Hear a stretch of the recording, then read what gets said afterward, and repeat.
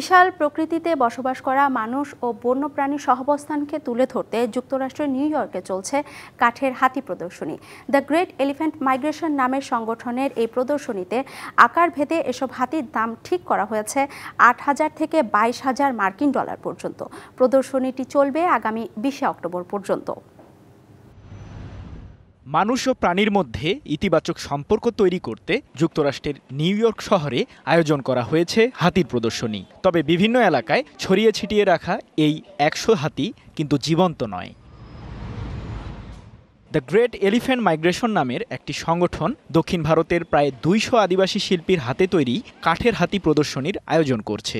ভাস্কর্যগুলোতে স্থান পেয়েছে শিশু থেকে প্রাপ্তবয়স্ক ভারতীয় হাতির প্রতিকৃতি। দর্শকরা চাইলে ছুঁয়েও দেখতে পারছেন।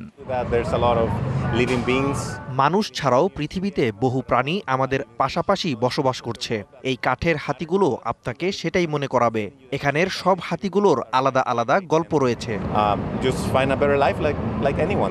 প্রকৃতিতে হাতিরা যাতে মানুষের সঙ্গে সুস্থভাবে বেঁচে থাকতে পারে সে বিষয়টিকে সবার সামনে তুলে ধরতেই এই আয়োজন, বলছেন আয়োজকরা। দক্ষিণ ভারতের কফি বাগানে বসবাস করা হাতির আদলে কাঠের তৈরি হাতিগুলো বানানো হয়েছে। মানুষ যাতে ছোট, কম বিপজ্জনক প্রাণীর সাথে সহজেই বসবাস করতে পারে সেই ভাবনা থেকেই আমাদের এই প্রদর্শনী।